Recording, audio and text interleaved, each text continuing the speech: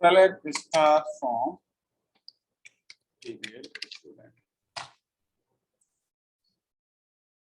हमें वो सारे रिकॉर्ड निकालने हैं जहाँ पे कोर्स आईडी नल नहीं है, कैसे निकालेंगे?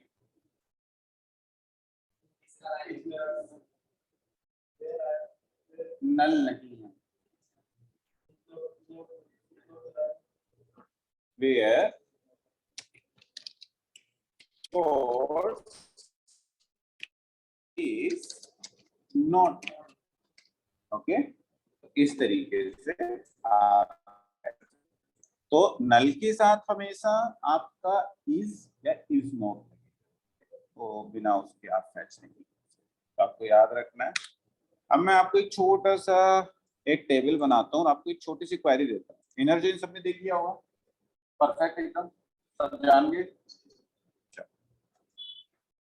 सबने हाँ कही है इसलिए पूछ रहा हूँ, वरना पूछता नहीं।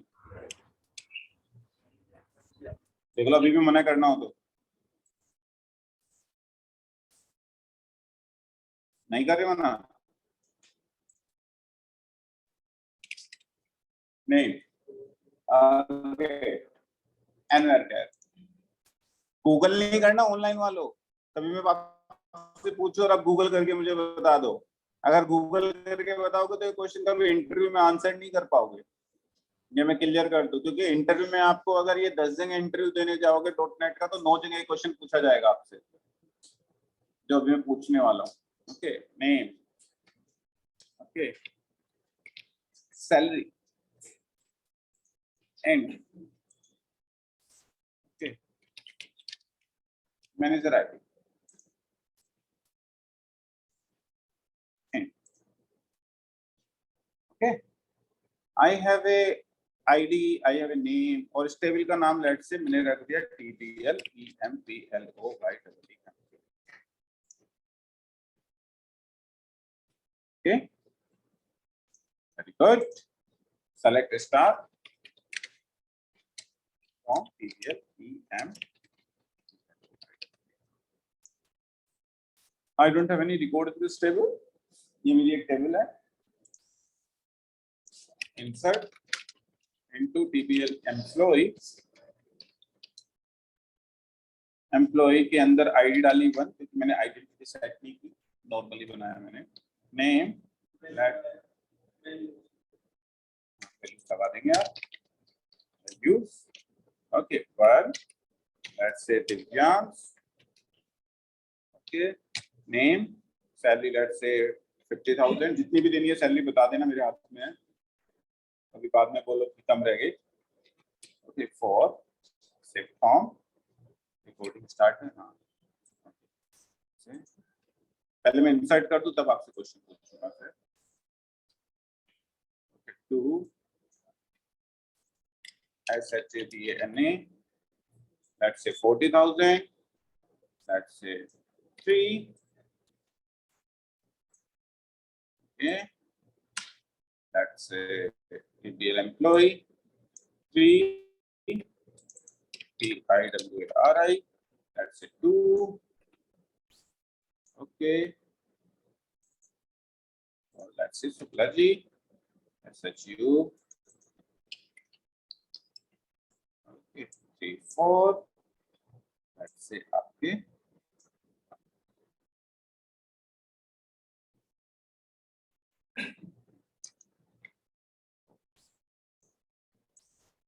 तो आपके पास ये रिकॉर्ड है। नीचे वाले को मैं जूम नहीं कर सकता, ओके ये केवल ऊपर वाली विंडो जूम हो सकती है, नीचे वाली नहीं हो सकती, तो जो पीछे बैठे हैं उनको मैनेज करना पड़ेगा फिर।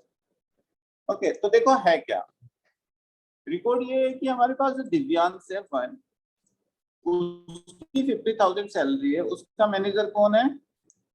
शुक्ला जी। 4 की मैच का है, इसी से मैच हो रहा है। आपके जो दूसरे हैं सवाना मैम, उनकी सैलरी इतनी है, उनका मैनेजर कौन है? 3 कहने का मतलब तिवारी जी। 3 जो है तिवारी थी, उनके मैनेजर कौन है? 2 सवाना मैम, ओके। 4 जो है शुक्ला जी के मैनेजर खुद शुक्ला जी। तो आपको एक क्वेरी लगानी है, इसके अंदर आपको ये लिखाना है नेम, सैलरी और मैनेजर नेम। मतलब आंसर क्या आना चाहिए, दिव्यांश सैलरी दिव्यांश की 50,000 और फिर आगे आना चाहिए मैनेजर नेम में शुक्ला। ओके, यहाँ पे आना चाहिए सबाना सैलरी, इसमें क्या आना चाहिए, तिवारी। ओके, फिर तिवारी 50,000 टू सबाना शुक्ला, शुक्ला। ये आपको क्वेरी लगानी है। चलिए सोचो कैसे होगा, मैं पोज कर देता हूँ। तो this is how you will write this query. This is called self join. Self join अलग से कोई जॉइन नहीं होता, अपनी टेबल का अपनी टेबल से इनर जॉइन को ही सेल्फ जॉइन बोलते हैं। ओके, तो अलग से कोई सेल्फ जॉइन नाम की चीज नहीं है। तो अपनी टेबल का अपनी टेबल से ही join, that is called the self. और this is the example of the self. और ये क्वेश्चन आपसे बहुत बार पूछा जाएगा कि एक टेबल है उसमें मैनेजर आईडी है, मैनेजर नेम प्रिंट कर दो, ऐसे प्रिंट कर दो। तो this is how you need to. समझ में आया? तो बस आपको एलियासिंग करनी है, एक टेबल को एक टेबल ना मान के दो टेबल मान लेंगे, उन दो टेबल में इनर जॉइन लगा देना। That's it. इनर जॉइन लगाना आपको आता है, ऑन कंडीशन लगानी आती है, आपको वैल्यू निकालनी आती है। That's it.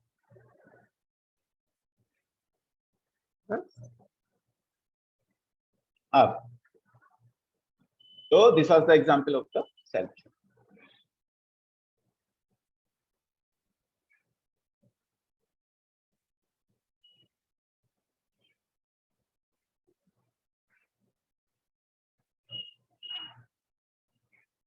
Okay, inner join हमें समझ में आ गया, आउटर जॉइन हमें समझ में आ गया, सेल्फ जॉइन समझ में आ गया। ओके, मान के चलने समझ में आ गया हमें। हाँ, अभी कह दी थी आप लोगों ने कि इनर जॉइन आउटर जॉइन पढ़ लिया थी वाली, है ना? ठीक। ओके, एक क्वेरी दी थी मैंने आप लोगों को, कंट्री स्टेट, वो भी बनाई ली होगी, जब किसी ने मेरे से क्वेश्चन नहीं पूछा तो बनी गई होगी, नहीं? ठीक है, अब हम आगे बढ़ते हैं। फिर select star from table list.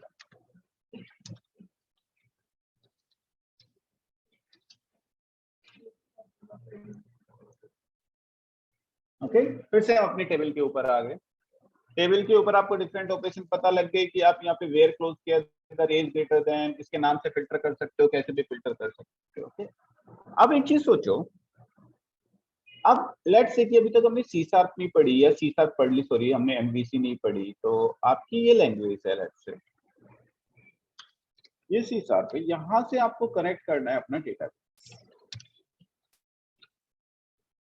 ठीक है, ये आपका लेट्स से कॉलेज का, स्कूल का एक फॉर्म है जिसके ऊपर नेम ईमेल नाम के टेक्स्ट बॉक्सेस हैं, आपने भरे होंगे फॉर्म।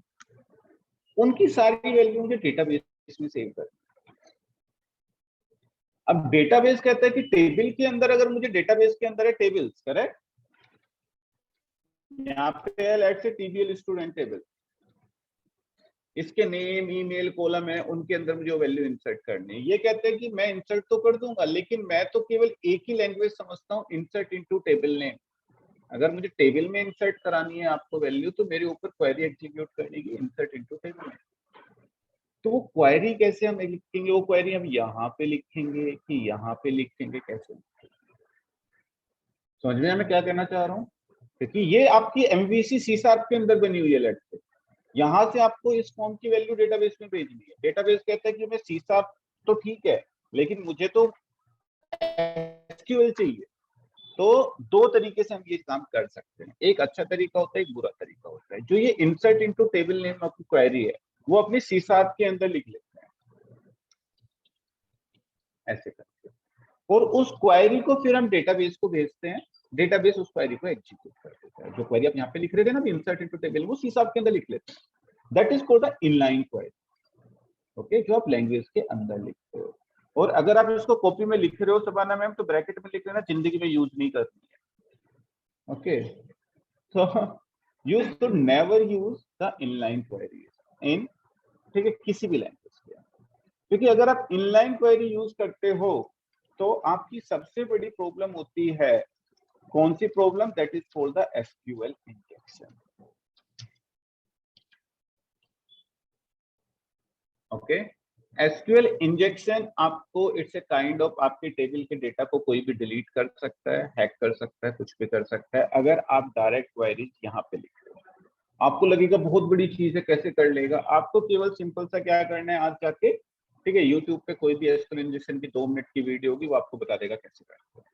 अगर आपने ये सारी क्वेरीज यहाँ पे लिखी होगी तो योर ठीक है application is found to SQL injection, कोई भी लगा सकता है उसके अंदर, कोई भी आपके टेबल का डेटा डिलीट कर सकता है। अगर उसने गैस कर लिया कि यार आप किसी स्कूल का डेटाबेस है तो टेबल या तो स्टूडेंट नाम से होगी या टेबल स्टूडेंट नाम से बनाई होगी, उसको केवल इतना पता लग गया तो कर सकता है। okay? इसलिए we should not write this query, यहाँ पे हमें डायरेक्टली डेटाबेस में ही लिखनी चाहिए। और डेटाबेस में लिखेंगे तो हम सीसार को कहते हैं कि तुम उस क्वेरी को एग्जीक्यूट करते हैं। तो करते क्या है, हम यहाँ पे हम क्वेरी लिख के सेव कर देते हैं एक नाम से, और फिर सीसार को बोलते हैं उस नाम को तुम कॉल कर लेना। जैसे तुम उस नाम को कॉल करोगे तो आपकी वो क्वेरी एग्जीक्यूट हो जाएगी, और इस चीज को हम बोलते हैं स्टोर्ड प्रोसीजर। स्टोर्ड प्रोसीजर्स कहने का मतलब हम यहाँ पे क्वेरी लिख के स्टोर करके रख लेते हैं, और सीसार को बोल देते हैं कि भैया अब तुम कॉल कर लो, जैसे तुम कॉल करोगे वो कॉल हो जाएगा। ओके, लेट्स से मैं आपको एग्जांपल देता हूँ। लेट्स से कि आपको अपने एप्लीकेशन के अंदर सारे स्टूडेंट का डेटा दिखाना है। ओके, कहाँ गया हमारा नोटपैड, यहाँ पे सारे जितने भी इसके अंदर स्टूडेंट्स है सबका डेटा आपको यहाँ पे दिखाना है, सीसार एमवीसी किसी भी के अंदर। तो आप कैसे दिखाओगे, आपको तो पता है क्वेरी तो यार ये होती है, लेकिन इस क्वेरी को मैं यहाँ पे लिख के सीसार कैसे कॉल करेगी, तो इस क्वेरी को मैं स्टोर करके रख लूंगा। कैसे करके रखेंगे, सिंटैक्स क्या होता है, okay create, okay proc, proc मतलब प्रोसीजर, पूरा स्टोर्ड प्रोसीजर भी आप लिख सकते हो। This is the short form. Rahul से नींद आ रही है, क्रिएट प्रोक, ओके, और सामने वैसे बैठ गए, मैं वैसे टोकता रहूंगा। ओके, चाय,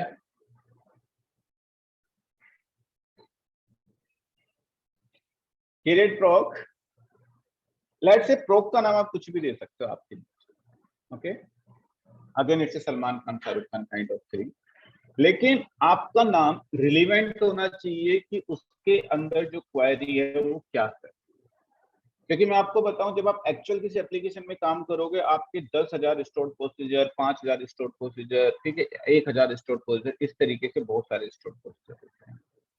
ओके, टेबल्स बहुत सारे, आपको हर एक स्टोर्ड प्रोसीजर का कोड खोल के देखने की जरूरत ना पड़े, आप नाम से ही पता लगा लो कि उसके अंदर किस तरीके की क्वेरी हो सकती है, तो वो नाम आपका प्रॉपर होना चाहिए। जैसे आप क्या कर रहे हो, स्टूडेंट टेबल का सारा रिकॉर्ड उठा के एक उसके लिए एक स्टोर प्रोसीजर बना रहे हो, तो नाम रख दो SP, assistant for store procedure, okay select student. अब ये क्वेरी आपका नाम क्या बता रहा है कि एसपी मतलब इट्स स्टोर प्रोसीजर, सेलेक्ट मतलब सेलेक्ट करने के हुआ है, किससे किस टेबल से, स्टूडेंट टेबल से सेलेक्ट करने के लिए बना हुआ है, and that's it as select queries के अंदर जो भी आपने, और इतना लिख के आपको एग्जीक्यूट भी करना होता है, एग्जीक्यूट कर दो। ओके, अब ये क्वेरी आपकी स्टोर होकर रखी गई डेटाबेस के अंदर, जब भी आपका मन करेगा आप एग्जीक्यूट कर सकते हो। ओके, कहाँ पे रखी गई, कहाँ पे देखोगे इस क्वेरी को स्टोर प्रोसीजर के अंदर, आप यहाँ पे जो प्रोग्रामेबिलिटी के अंदर, ओके प्रोग्रामेबिलिटी के अंदर जाओ, you will get the stored procedure. Store procedure को एक्सपेंड करो तो आपके वाला स्टोर प्रोसीजर। ओके, बहुत बच्चे क्या करते हैं, ओके स्टोर प्रोसीजर को जी हमने तो बनाया था, देखो जी हमारा रन नहीं हो रहा, बस फोटो खींच के भेज देते हैं। बना के इसको एग्जीक्यूट भी करना होता है, तब तक आपका स्टोर प्रोसीजर यहाँ पे नहीं है, इसका मतलब डेटाबेस के पास नहीं आया। अब आप क्या करोगे, सी शार्प से केवल आप इस नाम को भेजोगे यहाँ से कि डेटाबेस के पास जाओ और इस नाम को कॉल कर दो, ये नाम डेटाबेस के पास जाएगा, इस नाम के अंदर जो क्वेरी लिखी है वो एग्जीक्यूट होगी और रिजल्ट आपको देगा। तो आप क्वेरीज कहाँ लिख रहे हो, directly you are writing queries in the database, so this is called a stored procedure. We should not write the queries directly in our code like the C# or MVC जो भी कुछ करते हो, so that is called the inline queries. We should avoid that. Okay, कभी नहीं करना चाहिए, inline query कभी नहीं लिखनी चाहिए, याद रखना। तो इस तरीके से यू कैन। अब ये तो डायरेक्ट, लेकिन कई बार हमें ऐसी भी जरूरत पड़ सकती है कि जैसे मैं क्रिएट करने का फॉर्म बना रहा हूँ, Tiwari ji name email phone number आपने फॉर्म के ऊपर लिए, वो वैल्यू भी तो भेजनी पड़ेगी। ये तो सेलेक्ट करने के लिए, मुझे इंसर्ट करने के लिए लिखनी होती है। लेट्स से मैंने इंसर्ट करने का लिख दिया एसपी इंसर्ट। ओके, कैसे लिखते हैं? Insert into TPL student values. Values में ये वैल्यूज कहां से आएंगी? एप्लीकेशन से आएंगी। अभी तो हम हार्ड कोड यहाँ पे कर रहे थे 1 2 3 तिवारी जी, लेकिन वहां ये वैल्यू तो वो होंगी ना जो बंदा फॉर्म पे फिल करेगा, जो आप रजिस्ट्रेशन करते हो बिटकॉइन की साइट पे जाके। नहीं, ये वैल्यू वो वाली वैल्यू होगी। तो आपको ये डेटाबेस में सेव करनी है। तो कैसे करेंगे विक्रम सर? तो आपको जो वैल्यू वहां से आएंगी आप भेजोगे, इस हिसाब से भेजोगे यार इसको कॉल करो, ये बैठा हुआ है डेटाबेस में, इसको कॉल करो यहां से, इसको कॉल करो। डेटाबेस में जाके कॉल होगा क्योंकि डेटाबेस में आपने यहाँ पे ये बनाया हुआ है, करेक्ट। यहां से आप वैल्यू भी भेजोगे, किसकी वैल्यू भेजोगे? नेम की, ईमेल की, जो भी फॉर्म के ऊपर फील्ड्स होंगे, अभी हम बनाएंगे आगे जाके, ठीक है। वो वैल्यू आपको यहाँ से पहले इसको भेजनी पड़ेगी। ये क्या करेगा? स्टोर प्रोसीजर उन वैल्यू को रिसीव करेगा और उन वैल्यू को जाके डेटाबेस में इंसर्ट करेगा। तो कैसे रिसीव करेगा? आप यहाँ पे इनपुट पैरामीटर दे दोगे। कैसे देते हैं? एट द रेट के साइड, एट द रेट के हेल्प से देते हैं नेम। यहाँ पे you will take the variable name, ठीक है, एंड वेरचर 50। इस तरीके से आप अपने स्टोर प्रोसीजर को बना के चलोगे। Eight the rate email,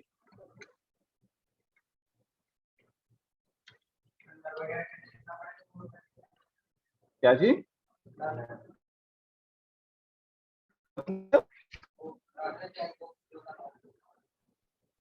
chequebook last में कहां पे? I agree with the term and condition. वो क्यों लगाओगे? ये तो वो है ना कि आपने, आप वो सोचो, अरे एक सेकंड मैं बताता हूँ, मैं समझ गया क्या डाउट है।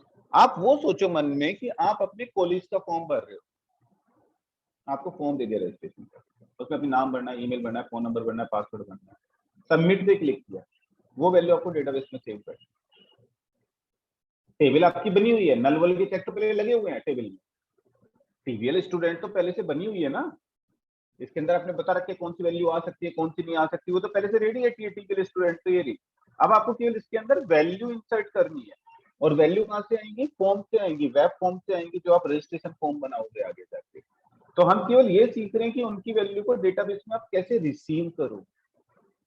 अब समझ में आया? ओके, तो वो तो बना हुआ है पहले से, नल चेक तो टीवीएल स्टूडेंट में लगा ही हुआ है पहले से, रहा कॉलम्स आपके सारे, इन्हीं के अंदर बस हम वैल्यू तो इंसर्ट कर रहे हैं। अब यहाँ पे डेटा टाइप, हाँ तो यहाँ पे भी डेटा टाइप दे रहे हैं। क्या डाउट है? अरे जो डाउट है खुल के बोलो तो मैं बताऊंगा, मैं समझ नहीं पा रहा हूँ डाउट क्या है। क्यों नहीं लिख रहे नल वाला? हम लिखेंगे नल वाला, क्यों नहीं लिखेंगे? क्यों नहीं लिख रहे नल वाला? लिखेंगे तभी लिखेंगे ना, name email phone number address ये सब लिस्ट, डेटाबेस टेबल में जितने कॉलम है उसके अकॉर्डिंग आप एक वेब फॉर्म बनाओगे। आप कॉलेज का फॉर्म बनाओगे, मान लो कि आप डेवलपर हो, आपको एक टास्क देते हैं कि एक name email phone number age और एक कोर्स का आपको फॉर्म बनाना है। तो आपने फॉर्म बनाया, जैसे ही सबमिट करोगे वो वैल्यू आपको डेटाबेस में सेव करनी है। तो आपने एक टेबल बना के रख लिया, अब जैसे ही सबमिट करोगे वो सारी वैल्यू अपने एसपी को भेजोगे, एसपी टेबल में सेव कर देगा। अब नल, अभी भी कुछ डाउट हो तो पूछ लो। ओके, फिर ठीक है। किसी को डाउट कुछ ऐसा कि कुछ कोई और सोच Shabana ma'am clear? Okay, name email, और ये चीज है ना, जरूरी नहीं कि आज की क्लास के बाद हम करेंगे नहीं दोबारा, पूरे एमवीसी में हम कई बार करेंगे। Daily I will give you कि एक एसपी बना दो, ठीक है, एसपी बना के वैल्यू सेव कर दो, तो आपको और चीजें क्लियर हो जाए, ठीक है। वहां पे दोनों तरीके से करते हैं हम, एसपी के थ्रू भी करते हैं, दूसरा तरीका भी होता है that is called the entity framework, उसके थ्रू भी हम देखते हैं, ठीक है। तो एक बार मैं आपको ADO.NET भी बताऊंगा, एक बार मैं आपको एंटिटी फ्रेमवर्क भी बताऊंगा, रेस्ट इज योर चॉइस, आप किसी तरीके से कर सकते हैं। बिल्कुल, हर एक टेबल का स्टोर पोजीशन अलग लिखना पड़ेगा, उसका सेलेक्ट का स्टोर पोजीशन अलग लिखना पड़ेगा, इंसर्ट का अलग से लिखना पड़ेगा, एक टेबल के आपको कई के स्टोर पोजीशन लिखने पड़ेंगे, एक टेबल के यूजुअली थर्ड ऑपरेशन होता है, क्रिएट रीड अपडेट डिलीट चारों लिखने पड़ेंगे। तो यूजुअली कंपनी में यही करते हैं, स्टार्टिंग प्रोजेक्ट स्टार्ट होता है ना, तो जैसे तिवारी जी हो आप एक प्रोजेक्ट में, तो यही करते हैं तिवारी जी, तुम टेबल बनाओ और सबके स्टोर पोजीशन, बेसिक वाले स्टोर पोजीशन तो लिख ही दो, सेलेक्ट करने वाले, इंसर्ट वाले, अपडेट वाले, सबसे पहले डेटाबेस रेडी होता है, उस डेटाबेस को देख के आपके फॉर्म बनते हैं। ओके, क्योंकि डेटा किस तरीके से सेव होगा टेबल में जाके वो आप डिसाइड करते हो। ओके, तो name, email, let's say email, let's say 2 ही चीज है, आगे आप कंफ्यूज हो जाओगे। आपने एक फॉर्म बनाया जिसके अंदर नेम और ईमेल है, तो आप यहाँ पे क्या करोगे, सारी, ओके, फोन नंबर, उधर से फोन नंबर क्या आएगा, स्ट्रिंग ही आएगा, इसलिए हमने यहाँ पे एनवर कर लिया। उधर से एज क्या आएगी, इंटीजर टाइप की आएगी, क्योंकि जब फॉर्म बनाओगे तो इसलिए आपने यहाँ पे इंटीजर को यहाँ पे इंटीजर ही लेते हैं। उधर से आपका क्या आएगी, कोर्स आईडी आएगी, course ID will be of integer type, तो यहाँ पे आपने इंटीजर ले लिया। तो आप रादर देन यहाँ पे हार्ड कोड करने की बजाय आप क्या करोगे, ये name, email, phone number, age, course ID, ये वैल्यू कहां से आएंगी, ये वैल्यू फॉर्म से आएंगी, जब आप फॉर्म बनाओ आगे जाके ये वहां से आएंगी, और ये स्टोर पोजीशन आपका बन के रखा गया। जब भी आप इस एसपी को कॉल करोगे 4 पैरामीटर भेजोगे, इन 4 पैरामीटर के अंदर आप वैल्यू भेजोगे और ये वैल्यू डेटाबेस में सेव हो जाती है। तो अभी तुम हार्ड कोड कर रहे थे 1 2 3 4, तो हम हार्ड कोड नहीं करेंगे ना, फिर तुम एक्चुअल वैल्यू भेजेंगे फॉर्म से। तो आपको कहाँ मिलेगी ये वैल्यूज, आपको मिलेगी यहाँ पे, राइट क्लिक, रिफ्रेश। तो now you have 2 store procedure, एक इंसर्ट वाला, एक ये वाला। एग्जीक्यूट करके आप देख सकते हो चेक करने के लिए कि आपका सही है कि नहीं है। एग्जीक्यूट पे जब आप क्लिक करोगे राइट क्लिक, कि आपसे इनपुट पैरामीटर मांगेगा, वही इनपुट पैरामीटर जो आप अपने फॉर्म से भेजोगे। ओके, आप कह रहे हैं कि चेक करना, चेक करके देख लो, तो आप यहाँ पे चेक करके देख लो। नेम में आपको क्या भेजना है, let's say Divyansh, okay, email में b@gmail.com, लेट्स से, ओके, गलत होगी email ID, okay, phone number ये, ठीक है, एज आपकी let's say 24, okay, course ID let's say 2, okay, आप ओके कर दो। ओके, तो इसने क्या किया, आपको एक से अपने आप एग्जीक्यूट कर दिया। ओके, आप जाकर टेबल में देखो कि गई भी है कि नहीं value, select staff from table name, पता नहीं किया भी कि नहीं किया, हमें स्क्रिप्ट दे दी स्टूडेंट, दीजिए। तो आप एग्जीक्यूट करके भी देख सकते हो अपने एसपी को कि आपका एसपी सही बना है कि नहीं बना। Same SP we will use from the MVC ASP.NET C कुछ ऑनलाइन वालों, समझ में आया? सर कंफ्यूजन होता जा रहा है सर, जैसे अरे कंफ्यूजन तो भी स्टार्ट होगा, ये चीज तो आसान है, ये चीज तो क्लियर हो जाएगी, शुरू में सबको होता है। ओके, क्योंकि अच्छी चीज है कि आप लोग पहले पढ़ रहे हो ये चीज, वरना हमारे टाइम पे क्या था ना, हमें पता भी नहीं थी, जब हमने काम करना स्टार्ट किया तो हमें पहले दिन की एक एसपी बना, तो मैंने कहा ये क्या होता है, तो बोला स्टोर पोजीशन पढ़ के नहीं आए आप लोग, मैंने कहा नहीं, बोले क्या ही काम करोगे फिर। तो आपको पता होना चाहिए कि बेसिक एसपी कैसे बनते हैं, बस इनमें क्वेरी आप बढ़ाते रहोगे। तो इट्स गुड कि अगर आपको पता है पहले से, तो एक छोटा सा आपने काम किया हुआ है, तो इस तरीके से आप सारे एसपी बना के रख लेते हो। यहाँ पे एक टेबल के कम से कम 3-4 एसपी बनते हैं, आपको आईडी के बेस पे डेटा लेना है, सेलेक्ट स्टूडेंट बाय आईडी, ऐसे करके एक एसपी बना दोगे, तो सारे एसपी और इन एसपी को हम किसी भी लैंग्वेज से कॉल कर सकते हैं। तो एक चीज थी ये जो हमें बतानी थी। नल चली जाएगी, नल चली जाएगी, तो क्यों नल चली जाएगी, क्योंकि आपने टेबल में उसको अलो नल सेट किया हुआ है, आपने उसको नल मार्क किया हुआ। अगर आप इसको नल मार्क कर दोगे तो और वैल्यू नहीं भेजोगे तो आपको एरर है। आपने नल रखा हो तो मतलब नल जा सकता है। आप जब फॉर्म बनाओगे आगे जाके, आपने कोई फॉर्म फिल किया होगा तो उस पर कुछ मैंडेटरी फील्ड्स होते हैं, स्टार का साइन लगा होता है, जब तक आप वैल्यू फिल नहीं करते तब तक वो सबमिट नहीं करने देता। तो जो मैंडेटरी फील्ड्स होते हैं उनको यहाँ पे नॉट नल कर देते हैं, क्योंकि उनमें तो वैल्यू भेजनी है, और जो मैंडेटरी नहीं होते उनको नल मार्क कर देते हैं। कोई भेजेगा तो ठीक है, नहीं भेजेगा तो। अब फॉर्म भर रहे हो, आपके पिताजी का फोन नंबर, दादाजी का फोन नंबर, वो मैंडेटरी नहीं होते। हाँ, आपकी ईमेल आईडी, आपका फोन नंबर मैंडेटरी है, वो है उनके पास इन्फॉर्मेशन, तो बहुत अच्छी बात है, नहीं है तो ओके। तो जो मैंडेटरी फील्ड होते हैं आपके एप्लीकेशन में, उनको यहाँ पे हम नॉट नल मार्क कर देते हैं, वरना नल मार्क कर देते हैं। तो उसके बेस पे हम वहाँ पे फॉर्म डिजाइन करते हैं। तो फॉर्म और टेबल, क्योंकि जो फॉर्म बना रहे हैं उसका डेटा कहीं ना कहीं सेव करना है, वो टेबल में आके सेव होना है। तो वो क्वेरी हम इसके अंदर लिख के हमने सेव कर ली, बस इसको कॉल करेंगे, ये सेल के अंदर इंसर्ट कर देंगे। ठीक है, तो इस तरीके से अब आप, ठीक है, ये काम करते हो स्टॉक कल्चर के अंदर इंसर्ट करने का या फिर स्टॉक कल्चर लिखने का। तो अब आपको फॉरेन की भी पता लग गई, एसपी भी पता लग गया। ओके, फंक्शन अभी आपको समझ नहीं आएगा जब तक आप प्रैक्टिकली हम कोड पे नहीं पहुंचेंगे एमवीसी के अंदर। तो वो हम तब देखेंगे जब हम एमवीसी स्टार्ट करेंगे। एक चीज होती है ट्रिगर, मैं केवल आपको लिख के नहीं दिखा रहा, वैसे ही बता रहा हूँ एक कॉन्सेप्ट वाइज। ट्रिगर्स पता है किसी को क्या होते हैं? नहीं पता? ओके, चलो वो भी जब हम एमवीसी करेंगे फिर तभी डिस्कस करेंगे। ओके, तो इतनी चीज आपको डेटाबेस में मिनिमम एमवीसी करने के लिए पता है। एक अपडेट स्टेटमेंट मैंने आपको अब तक नहीं बताया, वो मैं बता देता हूँ जल्दी से। अगर आपको कोई रिकॉर्ड अपडेट करना है तो हम कैसे करते हैं। Right click, new query, select star from TBL student. अब आपको इसका ईमेल आईडी अपडेट करनी है राहुल की, कैसे करेंगे?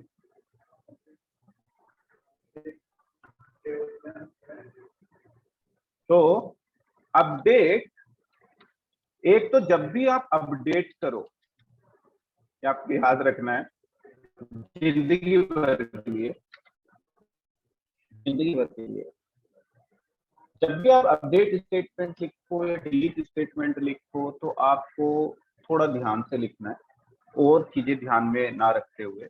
क्योंकि अगर आपने अपडेट स्टेटमेंट सही से नहीं लिखी, लेट्स से कि सेट ईमेल इक्वल टू, ठीक है, rahul@gmail.com, अगर आपने अपडेट स्टेटमेंट के आगे वेयर क्लोज नहीं लिखी तो क्या होगा समझना है? पूरे टेबल में सबकी ईमेल आईडी यही अपडेट है। ओके, और पूरे टेबल के हर एक कॉलम में ईमेल यही रख देगा। तो इसकी अलग से ट्रेनिंग होती है, आपको बहुत बार बोल किया जाता है जब आप कंपनी ज्वाइन करते हो, यार अपडेट या डिलीट आपको जो लिखना है तो मेक श्योर आप वेयर क्लोज लिख रहे हो, नहीं तो टेबल में सब कुछ अपडेट कर देगा। ओके, और ये इंसिडेंट हुआ भी था एक कंपनी में, एक लड़की थी, उसने एड्रेस अपडेट कर दिया था। सर हम डेटाबेस का बैकअप नहीं बना सकते क्या? वो हमारा काम नहीं होता, डेटाबेस का बैकअप डेली अपने आप चलता है कंपनीज में, और डेली बेसिस पे सुबह और शाम बैकअप होता है। ओके, तो वो अपने आप होता है, उसकी टेंशन नहीं है। अगर आप कोई बड़ी कंपनी ज्वाइन करोगे तो, अगर कोई छोटी कंपनी ज्वाइन कर रहे हो तो फिर आपको वो जरूरत पड़ेगी, वो आपका ही टास्क हो जाएगा। नहीं से वहाँ पे अपने आप बैकअप चलते रहते हैं, डीबीएज अलग से होते हैं जो सुबह शाम आपके उसका, ठीक है, वो बैकअप ऑटोमेटिकली चलता रहता है डेली बेसिस। लेकिन आप कितना भी बैकअप ले लो, आपका सुबह बैकअप हुआ है, शाम को आपने कुछ गड़बड़ कर दी, सुबह से शाम तक का डेटा है वो उनके लिए बहुत बड़ी चीज होती है। ओके, उस सुबह शाम तक के डेटा के केस में आपको फायर कर देते हैं। ओके, तो कंपनी में अलग से ट्रेनिंग होती है, इस चीज को अलग से आपको बताया जाता है कि please make sure you are writing the where clause if you are writing update और द डिलीट क्लोज। सेलेक्टिव इसमें कुछ नहीं सेलेक्टिव होता है। तो ये आपको याद रखना है। एक बंदे ने एड्रेस अपडेट कर दिया था, जापान का कोई प्रोजेक्ट था। ओके, तो एड्रेस अपडेट करके वो तो घर चली गई, क्लाइंट थे पता नहीं लाखों जापान के हाँ जापान के थे। तो कंपनी का नाम मैं बता नहीं रहा, ठीक है, नोएडा की थी। तो पता लगा जिसका एड्रेस बेचारे का अपडेट हुआ था उसके घर पे फिर चिट्ठियां जानी स्टार्ट हुई। पहले दिन उसके घर चिट्ठी आई तो चलो कुछ हुआ होगा, उसके घर में डेली आने लगे स्पीड पोस्ट, क्योंकि जितने भी बंदे थे सबके उसी का एड्रेस था डेटाबेस। तो उसे 3-4 दिन के बाद कुछ हुआ, उसने कंपनी में बोला कि सबके मेरे पास क्यों आ रहे हैं। तो फिर देखा गया भाई सबका एड्रेस तो सेम ही है, तो अपडेट क्लोज लग गई बिना वेयर की। लगानी थी वेयर, ठीक है, आईडी इक्वल टू 6, लेकिन वो भूल गए। ओके, तो सबको अपडेट कर देगा। तो मेक श्योर कि आप वेयर क्लोज लगा के चलो, आपको याद रखना है। तो select staff, now it will update only and only email. आपको मल्टीपल कॉलम अपडेट करने हैं एक साथ, तो कोमा करके रख दो। ओके, आपको ईमेल अपडेट करना है, फोन नंबर अपडेट करना है, तो आप फोन नंबर अपडेट कर दो। ओके, फोन नंबर स्ट्रिंग में था ना फोन नंबर, तो आपको स्ट्रिंग में लिखना पड़ेगा।